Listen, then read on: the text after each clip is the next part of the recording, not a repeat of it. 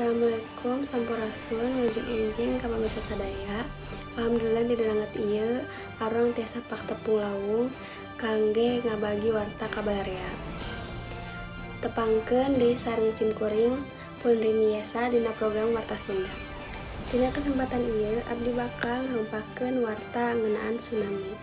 Nepi ka Senin isuk, Badan Nasional Penanggulangan Bencana BNPB ngarilis jumlah korban tsunami Selat Sunda nepi ka 50 urang nu maot. 588 urang balukang jeung 3 urang leungit. Komo jumlah anu leungit ayeuna geus ngalobaan jadi 210 urang. Selain korban jiwa, balukang jeung leungit, BNPB oge ngarilis karugian fisik anu ngaliputi 330 unit imah rusak pisan. Oge puluhan kapal diwartakeun rusak anu ringan.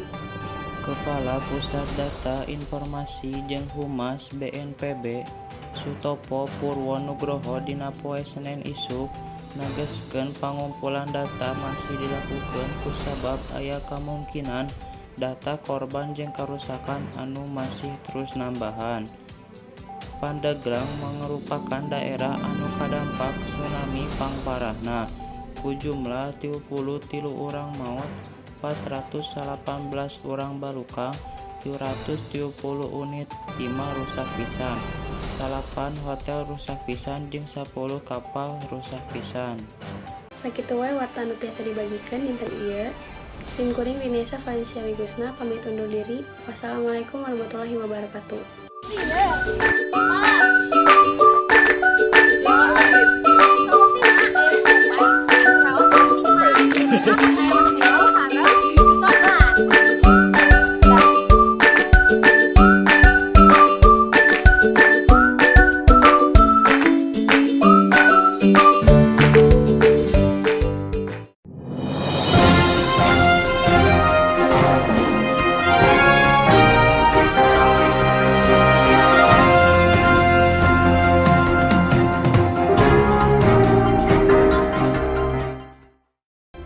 Assalamualaikum warahmatullahi wabarakatuh. Sampurasun wilujeng enjing pamirsa sadayana. Alhamdulillah dina dinten ayeuna arulang tiasa deui patepang deui kangge ngabagi warta kabalarea.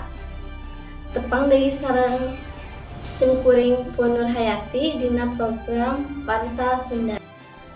Dina kesempatan ieu abdi bakal ngarumpakeun warta ngeunaan gempa bumi di Cianjur. Lini ngagederkeun Kabupaten Cianjur, Jawa Barat. Gempa bumi Cianjur menyebabkan ratusan jalma maot sareng luka. Sakalian ti eta lini Cianjur karasa pisan di Jakarta, Depok, Bogor, jeung Tangerang Selatan. Kakuatan lini Cianjur magnitudo 5,6 lini, lumangsung jam 13.21 waktu bagian barat.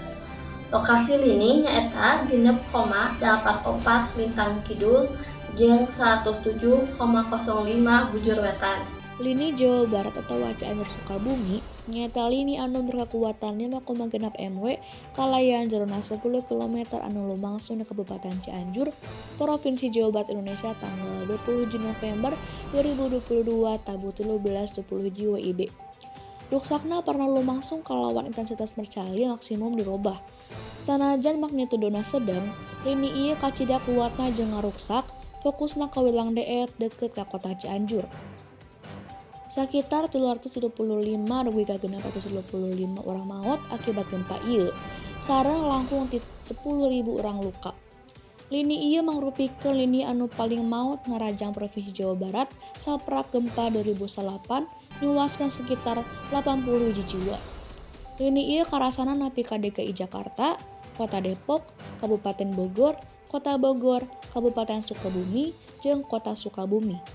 Sakitu wae warta anu tiasa dibagikeun dinten ayeuna. Simkuring Nur Hayati ijen pamit undur diri. Wassalamualaikum warahmatullahi wabarakatuh.